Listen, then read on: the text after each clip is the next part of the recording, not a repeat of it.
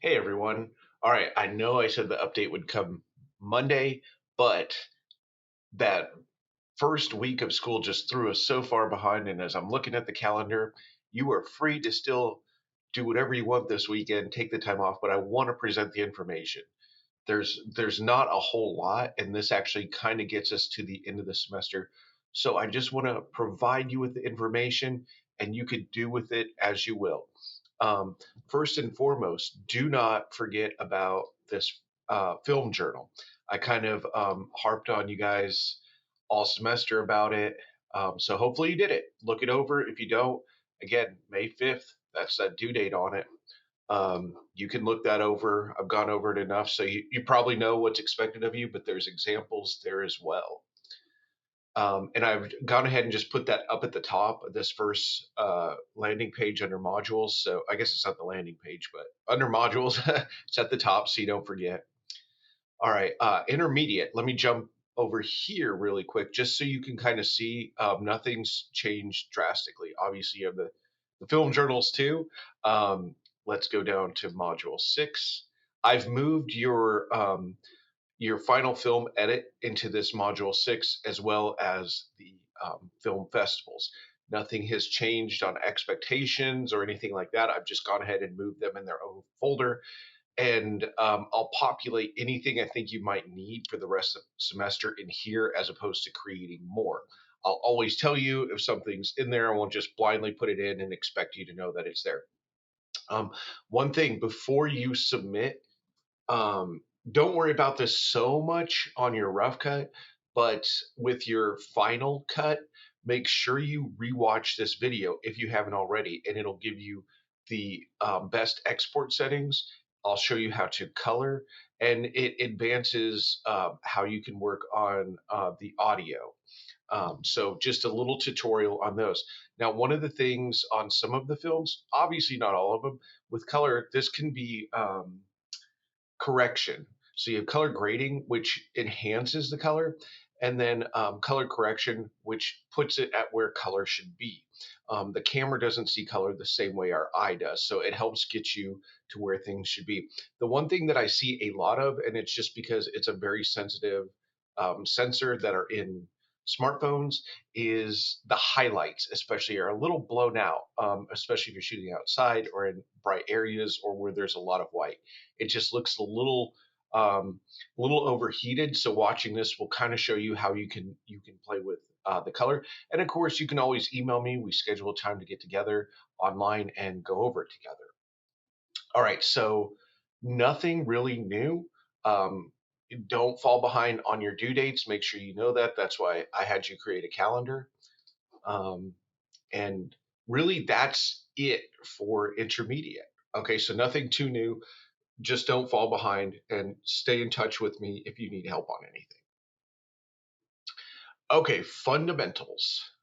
Let's take a look. Now, go ahead and make this before I forget, make available. All right. So you have two modules, and I could have put it at one, but I really didn't want to overwhelm you. And they're kind of a two-step process. So I'll make this one available now too.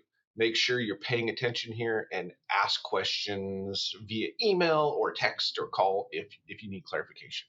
So you have module 6 and module 7. Oh, first, great job on the experimental. Whew, there were some good ones. They were good, very good. Okay, module 6. Pretty simple stuff. You're going to watch a lecture on screenwriting, the practice and the formatting, and how to use the software. I'm going to be talking about how to um, work with a software called Keltex software, which is free. So you will use this. I would not recommend using Microsoft Word. It's not balanced. As you'll learn from the lecture, it's all about formatting with screenplays, formatting, formatting, formatting. So proper one page properly formatted of a script should be equal to 1 minute of film time. And there's so many reasons why it has to be formatted correctly, because films are expensive and time consuming to make. And uh, obviously, I'll go in this in the lecture, but if it's not formatted correctly, you could go wildly over or wildly under your expected times, things like that. So it gives you a good idea of what to do. And you will, of course, learn all about that in the lecture. Not terribly long either. Um, so for your assignments, you'll write a script. It should be between 1 to 2 pages, so not very hard. And normally I do 2 to 4, but we're just a little bit up against the clock, and I don't want to overwhelm you. It's about learning to make films, not making the perfect film right now.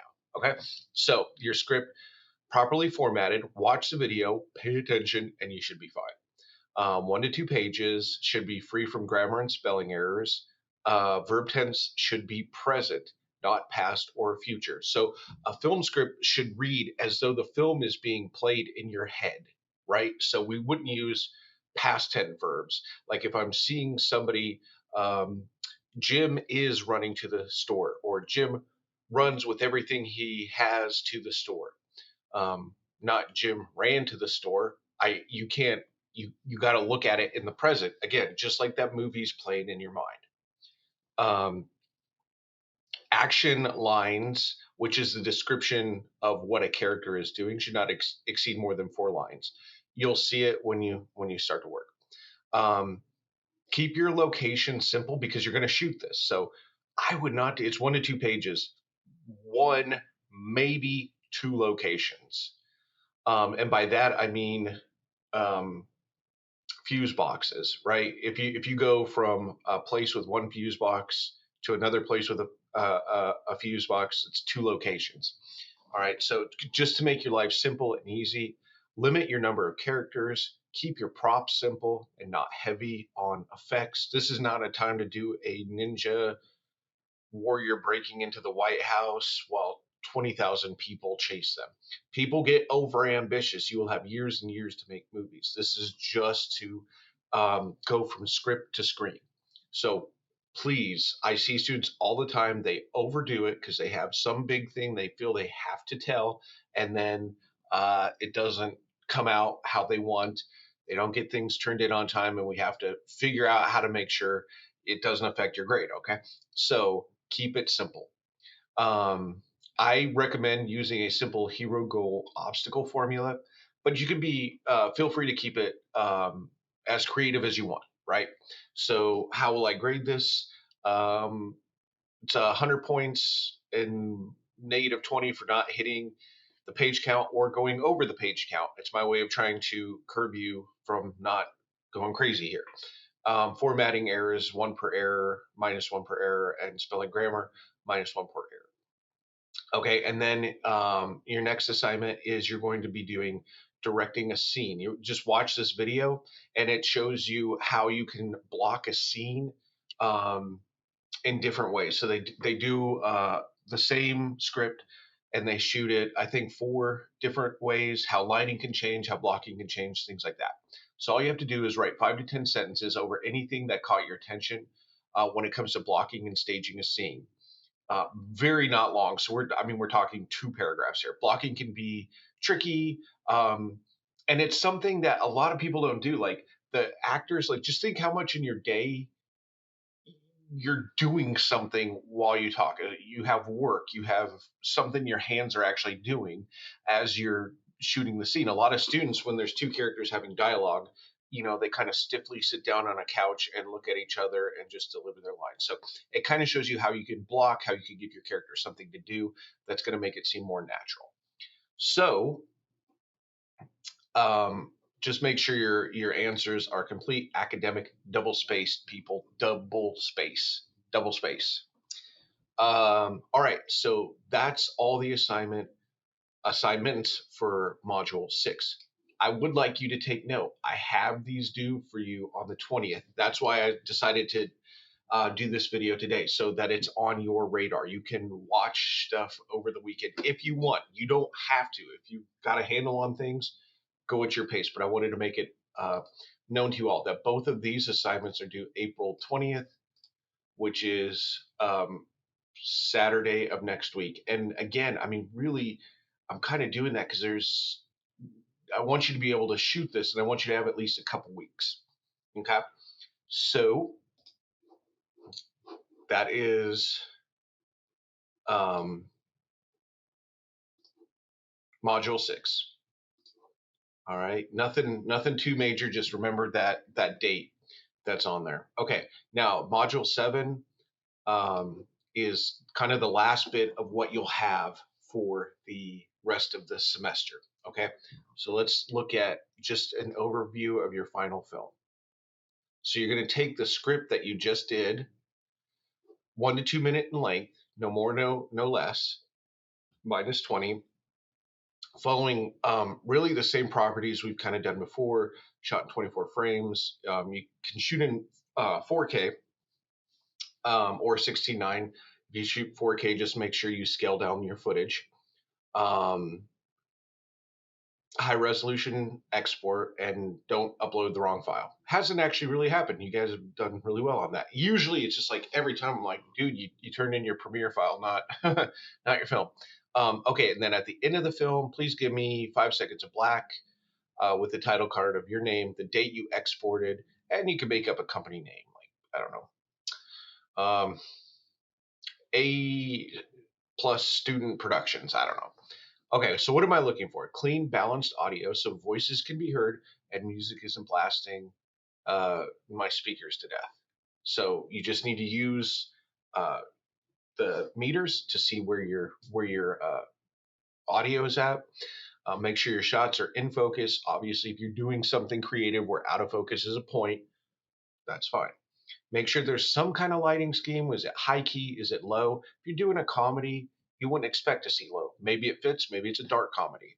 Um, I'd want to see high key for romance, comedy, lighthearted drama, low key, horror, sci-fi, things of that nature. Again, I just want to see consistency. If someone's face is bright and shiny in one shot, and they're in the same location in the next shot, it's all of a sudden they're in 80% shadow. Try and get consistency. Cloud cover can change a lot. So if you're shooting outside, just be aware that where the sun is and everything like that. Put some kind of effort in production design. Make sure that it's not just kind of put forth some. I know a lot of students don't have the budget towards it, but you know what? If you're shooting in a dorm, try and spice it up. What, like we learned, what is it saying about the character? What is it saying about the conditions of their life?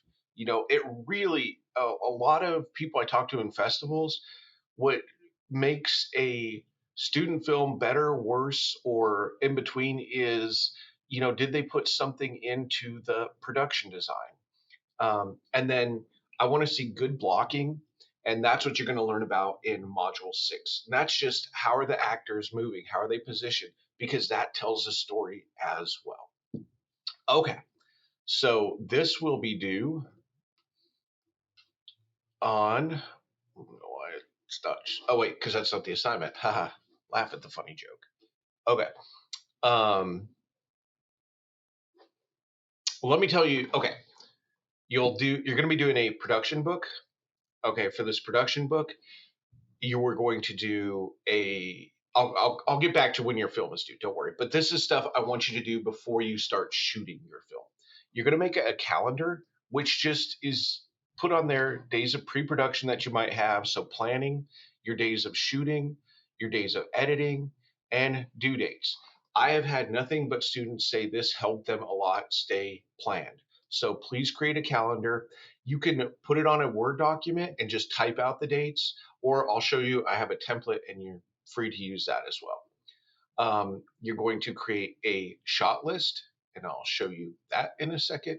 And you're going to create what's called a lined script, um, which for this, all you can do is really print your script out, and as you're doing it, and I'll show you here on the templates. For all of these, make sure grammar and spelling are good. Keep it clean. Keep it organized, like you're turning it into a boss rather than a professor. Okay, so these are the templates that you need. Why I put 2 folders in there, I don't know. Okay, so here's the calendar template. Oh no, it's gonna make me. You'll get an idea when it opens. It's just a blank Microsoft Word calendar template, and you could just punch in the dates and what you plan on doing. download it as a PDF and turn it in. I apologize that that wasn't open. Hopefully the other ones will. Oh no, I got to do it. All right, let me open this one up.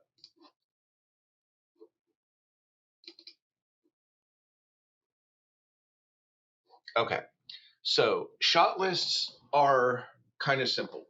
You're going to learn in um, the lecture about how to put scene numbers in your film. So it's pretty simple. Like one location, that's scene one. So where is it? Outside the library. And the first shot that you shoot, um, you go by letters. So the scene number represents the location. The letter represents the shot. So let's say my first shot, and I have it marked here. It's a wide shot of Jim walking. You kind of always want to go in your shot order from wide shots to mediums to close-ups, right? So um, if let's say you have a friend who's coming to be an actor, right? And you're shooting scene one, shot a wide shot, and your friend comes and you shoot the scene and you have it all. Okay, so you have the whole scene shot from top to bottom in a wide shot. Then your friend says, "Oh, I forgot I have to go to work," or "Oh, I forgot I have a test this afternoon," or "Oh, I forgot I'm going on a date," whatever. Then they're gone, right? And so you don't have that person there to shoot your close-ups and your medium shots. So start wide and work your way in, right? So all of these scene one you can see are all outside the library. You'll see when you create a scene heading as you're writing the script, it'll just say exterior library. And you can see I have one, two, three, four shots for scene one, which again is just that location right outside the library, continuous time. So we have Jim walking. We got a close up of Jim talking. He must meet somebody named Jill. We got a close up of Jill talking. Outside the library, medium shot, they walk in the library. So um, just because I have it ordered this way where I have close up, does not mean that you can't shoot scene 1A first and then shoot 1D next, right? And then do your close ups. So you can kind of order it. I mean, this is kind of ordered this way because they walk into the library. They're in a new location. So I've just put D, the medium shot, down there. But I can shoot 1A, 1D, 1B, 1C. Again, this is the location outside the library, continuous scene. It's not, not intercutting different scenes. This is the first scene in the script, and the letter represents the number of shots. The reason they use letters and is because if I have scene one, shot one, on the slate that they use, in front of the camera, which we didn't get to use because we don't have any, it'll look like an 11. It'll look like scene 11 instead of scene 1A. So they use letters here to find the difference. So you can see now I'm in the library. So I've gone back. The scene is now scene 2, and we're on shot A. In the library, wide shot, Jim and Jill walk together. So you can download this. I have plenty of them on here. The stuff that's over here, this is a little bit more on the advanced side. You can just have this as notes, anything that you want to include. I would, maybe make a wide shot, close up, however you want. It's things like this are how does it make sense on your set or make sense for you? Okay. So you'll do a shot list, not very hard for a 2-page script. And then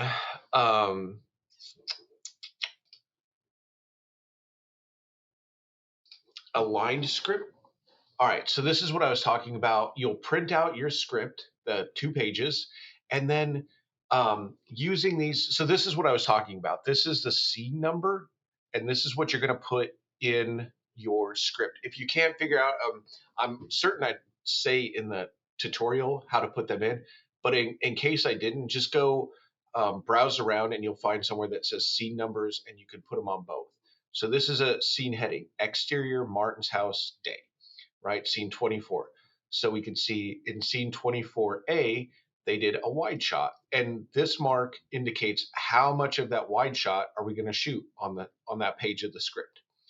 Okay, and then we can see the B shot is a close up of Martin. We can see, and you can see how much you need to shoot. Maybe that when they were going, this is where they would cut, right? This is just how much um, they need to shoot of this shot. If they know I'm not going back to a close up here, don't include it. Okay. Now, being that you're shooting on your phone and digital, if storage on your phone becomes an issue, this is what I would do. Don't shoot what you don't need. But also, you may decide in the edit that you can use some of this. It's kind of up to you. So again, um, these lines just indicate you're basically editing the film. This is kind of what you do. I do this before I do the shot list, but that's up to you because I'm kind of more visual. So this lets me see, okay, I'd like this to be a close up, and I'd like this to be a micro close up of um, this character, and then an insert shot. So we have 24A, 24B, 24C, 24D, 24E. So you'll just print out your 2 pages and whatever kind of shots you want. Again, it just kind of gets you thinking the editing. Like, okay, I just need this shot of Mitchell looks irritated. Okay, I just need to get that shot. So that when I have my actor, I get a close up. I say, okay, now look irritated. You're very irritated. All right, somebody just really got on your nerves. Show me irritation. Okay, however you get the best performance out of your actor. All right, so that's what you'll do for your production book. And let me see. That's where you'll turn it in. That will be due April 23rd. So kind of right in here. That's why I have your script due here. That should only take you a couple days. And I know you're really busy. Hit me up. Hit me up if it's getting too much, but try and give me a couple days. Like, Professor Foss, I'm just falling a little bit far behind. Can I get another couple days? Sure. But I want you to have plenty of time to shoot and edit, that it's not coming into conflict with all your other classes, because I do also realize this isn't the only class you're taking. So please get a hold of me if it's getting too much. Those snow days really screw up classes, especially online ones. Okay. This right here is a good video to watch if you haven't already, for exporting the highest level of your final film, how to do some color, and how to do a little bit of audio in Premiere. If you're not using that, I can try my best to help you. And this is where you'll turn in your final cut, and that is going to be due May 7th. So you have a little bit of time. You got a little bit of time, right? But there's steps I want you to take to get there before you turn it in. And then here are some resources for you. Editing, things like that, kind of stuff that's followed us all semester. All right. Big thing is, don't hesitate if there is an issue. Do not hesitate. Please email me, proffoss24@gmail.com. If there's anything that's coming up, please text me, call me, whatever. We can schedule a Zoom and go from there. So that's what I have for you. There's those 2 modules. Keep an eye on the dates. And I hope you guys have a good and relaxing weekend. Please keep up the good work on all your assignments.